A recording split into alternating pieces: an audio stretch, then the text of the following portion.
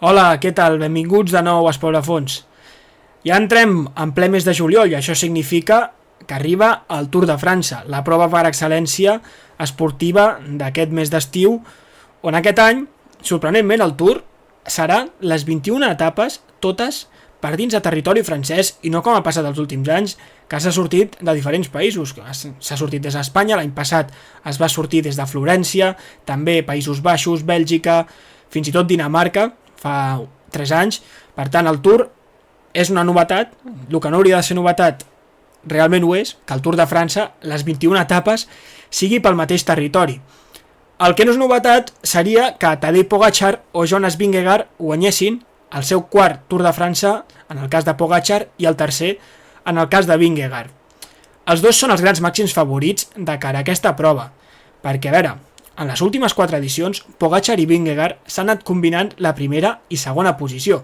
I ara no només és això, sinó que mirem el rendiment d'aquesta temporada dels dos, i si ens agafem el critèrium del Dauphiné de fa un parell o 3 de setmanes, Pogačar i Vingegaard van mostrar estar un pas, o fins i tot 2, per sobre de la resta de ciclistes, i fins i tot Pogačar estava un passet per davant de Vingegaard. Però el que jo crec que no passarà aquest any és un passeig de Tadej Pogačar com va ser l'any passat, on es va exhibir a cada jornada del Tour de França. Vingegaard, per sort, aquest any ha tingut una preparació millor que la de l'any passat, per culpa de la lesió que va tenir a la Itzulia, on va tenir una caiguda que quasi ni ho explica, realment, perquè va ser així. I aquest any, doncs, Jonas Vingegaard, per lo menys, sí que s'ha pogut preparar bé per aquest Tour, però encara li ha falta una mica per estar al nivell de Tadej Pogačar i poder-lo atrapar. El recorregut és un recorregut que s'adapta millor a Pogačar que a Vingegaard. Jo trobo faltar alta muntanya, que això a Tadej Pogačar li pot perjudicar i a Jonas Vingegaard beneficiar, i també hi ha molta mitja muntanya amb finals explosius, ports curts de rampes bastant dures, que això Pogačar el beneficia perquè té més punx que Vingegaard, i també jo crec que hi ha pocs quilòmetres de contrarrellotge, que com vam veure el Dauphiné, Vingegaard va estar més fi que Pogačar en aquesta especialitat. Tot i això, considero que el principal problema d'aquest Tour de França és la falta d'alta muntanya i d'alguna jornada més amb més muntanya, o si no, etapes més llargues, perquè hi ha una etapa, que després repassarem als Alps, que no arriba ni als 130 quilòmetres, que sí que hi ha molt desnivell acumulat, però és una etapa molt curta per ciclistes professionals. Deixem enrere i ens anem al proper dissabte. El Tour comença a l'Alta França, a Lille, a la frontera amb Bèlgica. La primera etapa serà per aquesta ciutat, on s'acabarà a l'esprint, a priori se sortirà des de Lille i acabarà també a Lille. És una etapa que es preveu pels sprinters i és una ocasió molt llaminera per uns sprinters que fa molts anys que no tenen una primera etapa i tenen l'ocasió de vestir-se de grocs en la primera jornada del Tour. A mi no m'agrada aquest final perquè pot generar que hi hagi caigudes de ciclistes de la General o ciclistes que ens poden donar exhibicions en fugues o també sprinters que poden estar en la pomada per emportar-se el mallot verd i el primer dia ja se'n vagin cap a casa. Esperem que no passi, però és molt probable perquè tots aniran bojos pel mallot groc. La segona etapa se sortirà des de Longwy i acabarà a Boulogne-sur-Mer. També per la zona d'Alta França. És una jornada amb bastantes cotes explosives, una etapa bastant, podríem dir, tipus clàssica de les Ardenes, que això beneficia, jo crec, a 4 corredors, que són Mathieu van der Poel, Tadej Pogačar, Thibaut Nice i Wout van Aert. I aquí alguns d'ells segurament es podran vestir de grocs. La tercera etapa, també per la zona de l'Alta França, continuem al nord, etapa plana pels sprinters, se surt des de Valenciennes i s'acaba a Dunkerque. Aquesta etapa sí que serà, a priori, una arribada a l'esprint, però el que pot passar és que Dunkerque és una de les zones de França on hi ha vents i ratxes de vents més fortes i això pot provocar que es provoquin talls a la cursa i hi hagin alguns ciclistes que perdin temps amb el grup de davant i ja vegin com estan minuts o segons enrere d'on li tocaria estar. I això ja sabem que una etapa que resol l'esprint no acostumava a passar, però si hi ha aquest fet del vent, doncs pot provocar que sigui una etapa on has d'estar ben col·locat i no perdre la teva posició, perquè si no pots perdre temps molt important que després el trobaràs a faltar. La quarta jornada d'aquest Tour de França és una etapa bastant similar a la segona, se surt des de la ciutat d'Amiens i s'acabarà a Rouen, i com podeu estar veient ara mateix a les imatges, és una etapa similar a la segona, amb bastantes cotes explosives per ciclistes doncs que busquin guanyar alguna etapa amb molt de punx, tipus, els que he comentat abans, Van der Poel, Pogačar, Tibonis, també Wout van Aert, per què no, Remco Evenepoel fins i tot. Així que s'espera una jornada similar a la segona, i és el que deia, aquí Van der Poel, aquesta primera setmana, Mathieu, se'n pot anar a casa amb 3 o 4 victòries d'etapa. La cinquena, la primera contrarrellotge que hi ha en aquest Tour, és una contrarrellotge plana, que serà per Caen, 33 quilòmetres, per especialistes purs, és a dir, per Remco Evenepoel, ideal, també per Pipo Gana. Jo crec que serà una contrarrellotge on ja es marcaran distàncies. De fet, ja ho vam veure el criteri del Dauphiné. Remco va ser el millor a la contrarrellotge, però Vingegaard va estar per davant de Pogačar, i aquí també ja es començaran a marcar diferències entre els favorits de la classificació general. Per tant, serà una etapa que li hauran de posar la lupa i veure quines són les diferències que hi ha. La sisena serà per la zona de Normandia, se sortirà des de Valleus i acabarà a Viré. També, el perfil d'etapa és molt similar a la de la segona i la quarta. Com podem estar veient a les imatges, rampes de bastants percentatges, que això pot provocar que s'eliminen els sprinters per arribar al final de l'etapa i que els noms que he comentat abans doncs, també puguin guanyar una nova etapa. I la setena, 3/4 del mateix, s'acabarà al Mur de Bretanya, on aquí Mathieu Van der Poel l'any 2021 va vèncer en la segona etapa del Tour i es va vestir de líder. Aquesta setena etapa se surt des de Saint-Malo i acaba al Mur de Bretanya, que és un mur de 2 quilòmetres al 6,9%, encara que ara mateix jo crec que aquí, per exemple, Tadej Pogačar seria el màxim gran favorit en portar-se aquesta etapa. Van der Poel està en una bona condició, però Pogačar ha evolucionat molt, sobretot en aquests tipus de finals. La vuitena i la novena etapa són 2 etapes planes d'esprint, que això sí són dissabte i diumenge, que aquí el Tour ha fotut una cagada impressionant, no pots posar dissabte i diumenge 2 etapes planes, que ja sabem com acabarà. La vuitena sortirà des de Saint-Main-le-Grand i acabarà a Laval, i la novena se surt des de Chinon per acabar a Chateauroux. 2 etapes que no tindran gaire transcendència pels ciclistes de la classificació general. I una de les novetats aquest any és que el dilluns es correrà, que serà la 10a etapa, però és el Dia Nacional de França. Per tant, l'organització ha decidit que es corri el dilluns del Dia Nacional de França i que es faci el descans el dimarts. Per aquesta Diada de França, doncs la veritat que hi ha una molt bona etapa per la zona del Massís Central, per la zona del Puy de Dôme, una zona de França molt maca, on està plena de volcans, extingits, evidentment, i és una bona etapa, perquè hi ha 7 ports de segona categoria i un de tercera. S'acaba al Puy de Sancy, que són 3 quilòmetres al 8,8%, i aquí jo crec que ciclistes que estiguin cridats a lluitar la classificació general s'haurien d'emportar la victòria. Per tant, Tadej Pogačar, Jonas Vingegaard, però també, perquè no, Remco Evenepoel o Primož Roglič, que jo crec que aquesta etapa li pot anar molt bé a l'eslovè. Tot i això, aquí hi ha ciclistes que segur que perdran temps i algú aquí marcarà les diferències. Després d'aquesta 10a etapa, com he comentat, hi ha la jornada de descans, que serà a Toulouse, i un dia després, en aquesta mateixa ciutat francesa, hi haurà una etapa que sortirà des de Toulouse i acabarà a la mateixa ciutat.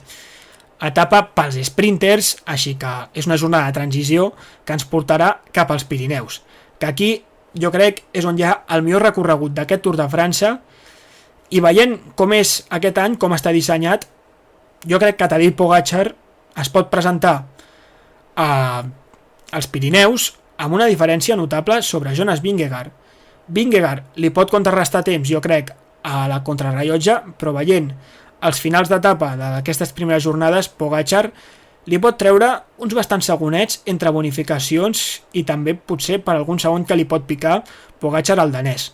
I la primera gran etapa de muntanya se sortirà des d'Auch per acabar a Hautacam. Sí, Hautacam és on Jonas Vingegaard va guanyar fa un parell d'anys a Tadej Pogačar, i també Wout van Aert va fer una exhibició espectacular acabant tercer. Vingegaard, vestit de groc, que ja tenia el Tour pràcticament sentenciat, doncs encara va ampliar més la seva diferència. Hautacam és un port dur, són 13,5 quilòmetres al 7,8%, per tant, és un port dur.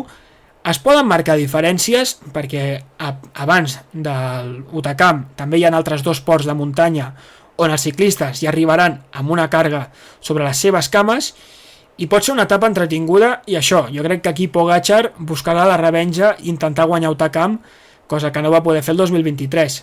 L'etapa 13, contrarrellotge, que es puja a Peiragudes, un port de primera categoria. És una contrarrellotge que és una cronoescalada, són 10,9 quilòmetres, dels quals 8,1 són en pujada. És un port de 8,1 quilòmetres al 7,6%, per tant aquí serà una prova de veure quin escalador està millor i s'emporta aquesta etapa i pot ampliar encara més diferència.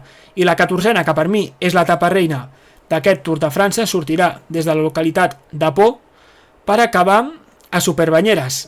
És una etapa impressionant, 182 quilòmetres i gairebé 5.000 metres de desnivell. Per tant, una etapa molt i molt dura. En aquesta jornada, els ciclistes hauran de coronar el Col del Tourmalet, 19 quilòmetres al 7,4%, el Col d'Aspin, 5 quilòmetres al 7,6%, el Col de Peixadud, que són 7,1 quilòmetres al 7,8%, i per acabar a Superbanyeres, que són 12,4 quilòmetres al 7,3%. Per tant, serà una jornada molt i molt dura, on si fa calor encara ho pot ser més, i jo crec que aquí no sé si es podrà sentenciar el Tour, però qui marxi d'aquí dels Pirineus amb un avantatge notable, ho veig molt complicat que les jornades que faltin li pugui retallar distàncies al primer classificat, en el cas que podrien ser Pogačar o Vingegaard. Això serà el dissabte, i el diumenge etapa per Carcassona, que acabarà en aquesta localitat. És una etapa, jo crec, pels ciclistes que busquin guanyar-ne alguna, perquè hi ha una mica de duresa.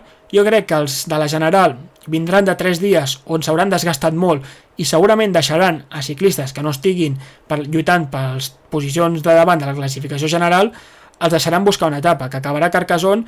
Tot i això, és una etapa amb un port de segona categoria, i jo crec que una fuga aquí pot arribar i guanyar alguna etapeta. Després, jornada de descans el dilluns a Montpellier, i dimarts, etapa que se surt des d'aquesta mateixa ciutat de Montpellier per acabar al Mont Ventoux. El Mont Ventoux és on l'any 2021 Wout van Aert va guanyar. En aquella ocasió del Tour es va pujar 2 vegades al Mont Ventoux. Aquest any és una etapa plana, però amb l'ascens al Mont Ventoux. I aquí també Jonas Vingegaard el 2021 va poder deixar anar a Tadej Pogačar, que va guanyar aquell Tour de França, Tadej, però s'ha de tenir en compte que aquí Jonas Vingegaard va poder amb Tadej Pogačar, encara que després entressin tots en el mateix temps. El Mont Ventoux s'acabarà amb un final alt, és un port dur. El problema és que en gairebé tota l'etapa no hi ha res de duresa i els ciclistes arribaran amb les cames bastant fresques. Per tant, segurament que serà una etapa explosiva amb un ascens bastant ràpid i segurament es batrà el rècord d'ascens al Mont Ventoux, però que es poden marcar diferències i la zona del Mont Ventoux acostuma a fer molta calor, així que això també pot jugar un factor. La 17a se sortirà des de Bolèn per acabar a València. És una jornada de transició per connectar el Mont Ventoux amb els Alps. Els Alps, aquest any al Tour de França, només tenen 2 etapes, però quines 2 etapes? Sobretot la 18a, perquè és bastant dura, encara que jo li hagués posat una mica més de quilometratge. La 18a etapa d'aquest Tour de França se sortirà des de Viz per acabar al Col de l'Aloís, és a dir, a Courchevel, on aquí Tadej Pogačar fa 2 anys va rebentar totalment. Crec que és la primera vegada que jo he vist a Tadej Pogačar on passar-ho pitjor. Marc Soler el va haver de pujar en aquells ascensos finals a Courchevel, que és un port duríssim, sobretot els últims quilòmetres amb rampes que no s'acaben mai. Però és que mireu l'etapa, són 3 Host Category. Primer es puja al Col du Glandon, 21 quilòmetres al 5,7%, el Col de la Madeleine, 19 quilòmetres al 7,9%, i per acabar el Col de la Louise, que són més de 26 quilòmetres al 6,5%. I la 19a etapa, l'etapa del divendres, que comentava abans, a mi em deixa una mica fred, perquè són 130 quilòmetres, són amb 5 ports, 2 de Host Category, 2 de primera i un segona. Se surt des d'Albertville i s'acaba a la Planya, que són 19 quilòmetres al 7,2%, però hi ha molt poc quilometratge. Sí que hi ha 5 ascensions, però a mi em falta quilometratge per sentenciar una mica el Tour. I ja per acabar, que a mi aquí el Tour de França s'ha equivocat moltíssim.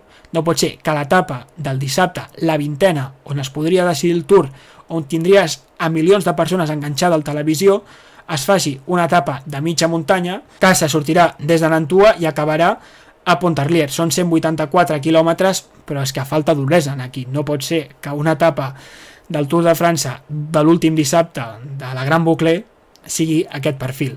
I per acabar, el Tour de França tornarà a París, però amb un recorregut diferent, perquè s'utilitzarà el circuit que es va fer servir als Jocs Olímpics de l'any passat a París, és a dir, pujant a la Côte de la Boët. L'etapa se sortirà des de Mantes-les-Villes i s'acabarà als Camps Elisis, però hauran de passar pel Côte de la Boët en 3 ocasions, i jo crec que això, el Tour de França, el que aquí ha buscat és que Tadej Pogačar, Van der Poel, Van Aert, si arriben, doncs ataquin i en regalin un final d'etapa i una darrera jornada de Tour de França brutal, cosa que normalment no acostuma a ser així, ja que aquí tothom ja sap qui guanya el Tour. Per tant, com veiem, un recorregut on falta duresa, falta alta muntanya, per mi també falten etapes llargues, jo trobo faltar una jornada d'Esterrato o de pavé, que és molt tradicional, sobretot de la zona del nord de França, per on comença aquest any la Gran Boucle, i sí que és veritat que jo crec que això el perjudica una mica el seu recorregut. I ara, doncs, passem a parlar dels protagonistes. Evidentment, que són els que ja he comentat, i els dos grans favorits, que són Pogačar i Vingegaard, on Pogačar és favorit, perquè l'any passat va guanyar el Tour, també se l'ha vist més fora aquest any, de fet, al Dauphiné es van veure les cares Vingegaard i Pogačar, i l'Eslovè va estar millor. Tot i això, Vingegaard, jo crec que en el Tour pot arribar amb una forma una mica millor que el Dauphiné, i Pogačar potser li passa factura els dies que ha competit. Tot i això, si ens hi fixem, Pogačar aquest any, en dies de competició, ha estat sobre la bicicleta 22 dies i Vingegaard 19. La diferència no és tanta, però sí que el desgast de Pogačar és més evident que el de Vingegaard. Les esquadres que porten els dos també mostra el nivell que tenen. És que tant UAE com el Visma porten dos equips que seria d'un all-star de ciclisme. Comencem amb l'UAE, que estaran acompanyant a Pogačar, a Joao Almeida, que aquest any ha guanyat 3 voltes per etapes d'una setmana, que han estat la Itzulia, el Tour de Romandia i la Volta a Suïssa. També està Marc Soler, Pavel Sivakov i Adam Yates. Aquests serien segurament els ciclistes que ajudaran més a Pogačar a la muntanya. Però ja no només això, sinó que pel pla i per aquestes etapes de mitja muntanya l'acompanyaran Tim Wellens, que va ser campió de Bèlgica la setmana passada i està fent una molt bona temporada, Jonathan Narváez, el ciclista equatorià que el van fitxar aquest any i és un ciclista que l'any passat va guanyar Pogačar al Giro d'Itàlia, i també Nils Politt. I pel que fa al Visma de Jonas Vingegaard, en l'alta muntanya Vingegaard podrà comptar amb Matteo Jorgensen, que és un ciclista que va molt bé en diferents terrenys, i Jorgensen aquest any ha tornat a guanyar la París-Niça. També estarà Sepp Kuss, que tot i això el ciclista americà ja no és el de fa 2 temporades. Simon Yates, l'últim guanyador del Giro d'Itàlia. Sí, l'últim guanyador del Giro d'Itàlia li farà de gregari a un ciclista del Tour de França. Això ja et diu la magnitud d'equips que presenten tant Visma com l'UAE. Wout van Aert, el tot-terreny que et servirà per tot, per buscar etapes, també per ajudar a Vingegaard, i també acompanyen a Vingegaard que els 3 ciclistes que en falten, que són Thies Benoot, Víctor Campenaerts i Eduardo Fini, 3 bons rodadors que poden ajudar molt a Vingegaard, sobretot en les primeres jornades. Per tant, veient aquests dos equips, queda clar que tant Pogačar i Vingegaard estan molt ben acompanyats i que estan per sobre, i a més, ells dos estan per sobre de la resta de tots els ciclistes, i amb aquests equips que porten és que encara doncs aquesta distància augmenta encara més. Per mi, el Visma potser sí que està un passet per davant de l'UAE, perquè també el Visma el que juga a favor és que a nivell estratègic a mi em sembla un equip que és molt més sèrio que l'UAE moltes vegades Pogačar els hi salva el cul, però veient el nivell de Pogačar a vegades és que a Tadej no li fa falta que o Joao Almeida tiri, o com va passar l'any passat que Juan Ayuso es va escaquejar de tirar, va ser el Galibier, i què va passar? Doncs que Pogačar va acabar guanyant. A vegades Pogačar maquilla doncs, les males decisions que hi ha a l'UAE, però tot i això l'UAE presenta un autèntic equipàs. Clar, hem parlat de Pogačar i Vingegaard, que són els dos grans favorits, però també hi ha altres ciclistes que aspiren a la tercera posició, o per què no, a ser segons o guanyar el Tour de França. Mirem què va passar al Giro d'Itàlia fa 2 mesos. Els 3 primers classificats, qui s'imaginava que Simon Yates i Isaac del Toro acabarien en primera i segona posició? Ningú. Doncs el Tour és molt més poc probable, però també pot passar. Renko Evenepoel, jo crec que Evenepoel aquest any, veient com va anar el Dauphiné, crec que no és el favorit per ser tercer. Per mi, Renko Evenepoel no és el favorit per ser el tercer, però evidentment que Renko Evenepoel pot ser tercer perfectament del Tour de França sense cap mena de dificultats. Qui també ho pot ser? Primož Roglič, que per mi és una incògnita. Va abandonar el Giro d'Itàlia i des de llavors no l'hem vist tornar a competir. Per tant, a veure a quin nivell es troba Roglič. El seu company d'equip, Florian Lipovic, que va fer tercer al Critérium del Dauphiné i a mi em sembla un dels grans candidats a ocupar aquesta tercera plaça si Roglič falla o si Renko Evenepoel decideix anar a buscar etapes, que ja sabem que Renko això ho ha fet i no té cap problema, com va fer un any a la Volta a Espanya. Altres noms a mencionar, evidentment els germans Yates, Simon i Adam Yates, tot i que jo crec que tindran una labor més de gregaris, al igual que Joao Almeida, que si Almeida per mi estigués a un altre equip seria el gran favorit a fer tercer a la General. Però hi ha altres ciclistes que estan candidats a buscar un bon lloc a la General. Félix Gal, Carlos Rodríguez, Lenny Martínez i Santo Buitrago, els 2 ciclistes del Bahrein que porten un molt bon equip, per cert. També tots aquests ciclistes són candidats a intentar quedar tercer. Carlos Rodríguez, a veure si recupera el seu nivell de fa 2 anys al Tour, on va guanyar una etapa, i pot també escalar posicions a la classificació general i fer un bon Tour de França. Enric Mas, 3/4 del mateix. No sé què buscarà Enric, si anar a intentar fer podi o buscar victòries d'etapa. El mallorquí jo crec que arriba en bon estat de forma, però sap que la competència al Tour és molt alta. Matías Esquilmos Jensen, el ciclista de l'Idel Trek que va guanyar fa 2 setmanes a la clàssica d'Andorra i també és un dels pocs ciclistes que pot dir que ha guanyat en un 1 contra 1 a Tadej Pogačar aquest any, també perquè no pot estar lluitant per la classificació general. O Tobias Haaland Johannessen, que va ser 5è al Critérium del Dauphiné i també pot estar lluitant per fer un bon lloc a la general, i jo crec que el ciclista noruec buscarà això. I ja per acabar, algun altre que també es pot mencionar és Ben O'Connor, que l'any passat va fer segon a la Vuelta, i per què no l'australià, ara que ha canviat d'equip al Jayco, doncs té l'oportunitat de buscar un podi, i és un ciclista que va bé contra el crono, que si a les primeres etapes el deixen escapar-se i acaba tenint una renda suficient, després ja vam veure que a la Vuelta va ser capaç de mantenir el liderat durant molts dies, i per què no Ben O'Connor pot acabar en una posició de privilegi en aquest Tour. I aquests jo crec que serien els principals ciclistes per lluitar per aquest podi, però és que el Tour de França sempre es diu que és la millor cursa del calendari ciclista per motius com els que us donaré ara. Jo ara us he estat parlant de ciclistes que poden estar lluitant pel podi, però és que la classe mitja del Tour de França és d'un nivell espectacular. I aquest any hi ha molts ciclistes que sempre busquen donar espectacle, busquen guanyar etapes, es posen en fugues, i és que aquest any el nivell del Tour és altíssim, sobretot en aquests aspectes de ciclistes que buscaran això, guanyar etapes i oblidar-se de la classificació general. Començant per Mathieu van der Poel i Wout van Aert, vull dir, 2 ciclistes que d'una dimensió espectacular. Van der Poel, aquest any jo crec que el Tour de França se'l prendrà més en sèrio, va anar al Dauphiné i cada dia el veiem en fugues, va acabar amb el mallot verd, i jo crec que aquest Tour de França, Mathieu, se'n pot anar perfectament, ja ho he dit, en 3 o 4 etapes.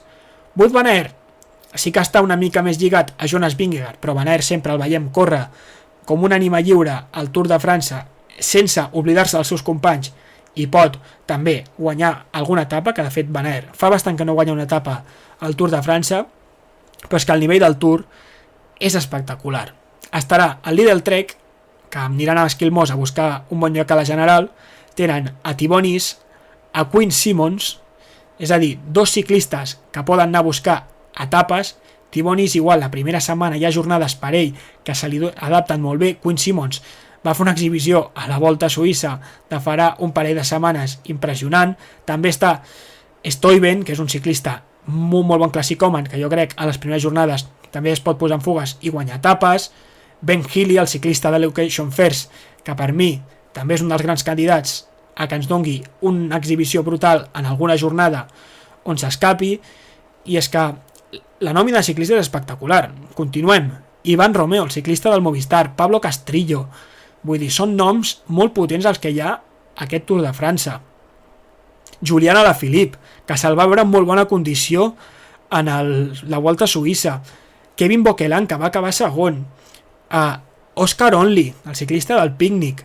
Vull dir, hi ha molt nivell en aquest Tour de França i, com acostuma a passar, també Matej Mohoric, del Bahrein.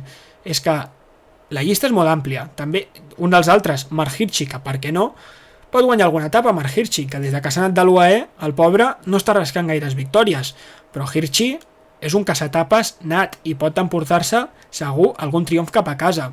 O els ciclistes de l'Ineos, Jay Thomas, que serà aquest el seu últim Tour, que ja es retira.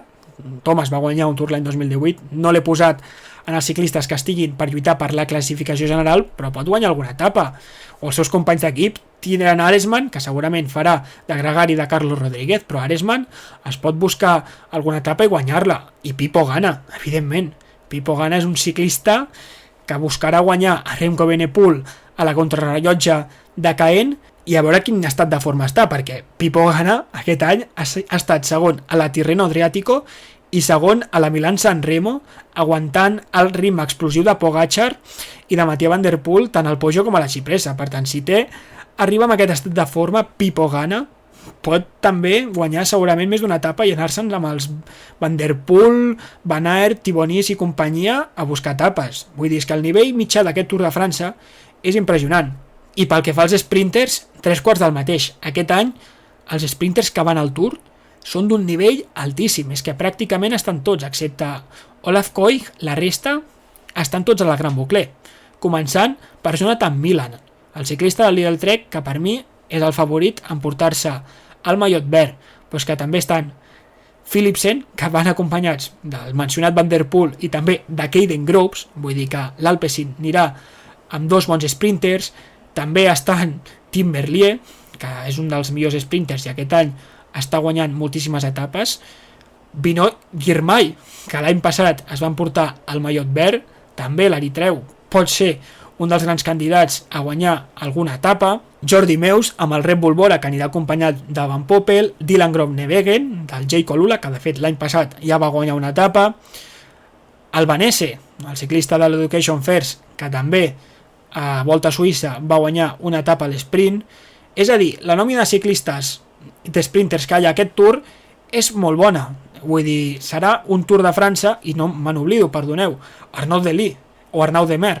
Vull dir que el nivell d'sprinters que hi ha aquest Tour és molt alt. És que, ja ho sabem, el Tour de França és la millor cursa per això, perquè és que hi ha els millors ciclistes de tots els equips. Vale, sí, no estaran aquest any ni Landa, ni Mats Pedersen, ni Isaac del Toro, per exemple, que va fer segon al Giro, però és que els ciclistes que es presenten en aquest Tour de França són d'un nivell impressionant. I ja per acabar, també volia comentar el paper del Movistar, que el Movistar presenta un 8 que per mi és bastant atractiu, que són Enric Mas, Pablo Castrillo, Iván Romeo, Bill Bartra, que va estar molt bé a Suïssa, Gregor Mulberger, Einer Rubio, que per mi ha estat la sorpresa, Ivan Cortina, i també estarà al Movistar Nelson Oliveira, que és un clàssic ja de les alineacions de l'equip telefònic, dels pingüins. Movistar, el que ha de fer, jo crec, és intentar, si Enric Mas està capacitat, doncs intentar lluitar pel podi, i si veu que no, anar a buscar etapes. I 3/4 del mateix amb Iván Romeo, que per mi Movistar aquí té un diamant, ja no et diria en brut perquè és un diamant, perquè ja s'està netejant. És un ciclista que aquest any ha guanyat en diferents llocs, ha guanyat una fuga en el Critérium del Dauphiné on estava Mathieu Van Der Poel i la va guanyar doncs, per caràcter, per insistir, per insistència, per pesat. Pablo Castrillo, l'any passat ja el vam veure a la Vuelta amb el Kern Pharma, que va guanyar, no sé si van ser 2 o 3 etapes, però Pablo Castrillo igual, ha d'anar a buscar etapes. Einer Rubio, no sé si tindrà la funció d'ajudar Enric Mas, però igual, Einer Rubio és un bon ciclista, va fer un top 10 a l'últim Giro d'Itàlia, bueno, de fet en les 2 últimes edicions, per tant, Einer Rubio igual. Després, Mulberger i Bill Barta jo crec que aniran a ajudar més Enric Mas i Cortina a buscar sprints en aquestes etapes on hi ha rampes on no són molt llargues, però sí que Cortina es pot mantenir i per què no guanya alguna etapa. Així que Movistar per mi presenta un equip molt atractiu on se'ls podran veure amb moltes fugues. Jo crec que si fos el director d'equip de Movistar apostaria a estar gairebé a totes les fugues del dia excepte la de les etapes que s'acaben destinant a l'esprint, però la veritat que Movistar presenta un molt bon equip i molt atractiu i de lo millor que podia haver-hi de cara al Tour. Sé que s'ha caigut Javi Romo, però Javi Romo va començar molt bé la temporada i a mesura que ha anat avançant doncs no ha trobat bones sensacions i esperem que Javi Romo doncs sí que estigui a la Vuelta, perquè el ciclista espanyol és un dels millors que té el Movistar i de fet l'any passat al Tour ho va fer molt bé, és una de les sorpreses positives de l'equip telefònic. Així que bé, amb això tanquem amb el Movistar aquest vídeo. Jo crec que serà un Tour on el recorregut no és dels més atractius que hi ha hagut, però el bo que tenim és que estem en una època de ciclisme que tenim corredors que no els importa el recorregut, que ells ataquen, busquen fer història, com és el cas de Pogačar, Van der Poel, Vingegaard i companyia, i això pot fer doncs, que el Tour sigui molt entretingut per culpa d'aquests ciclistes i també de la forma que tenen d'entendre aquest esport, i segur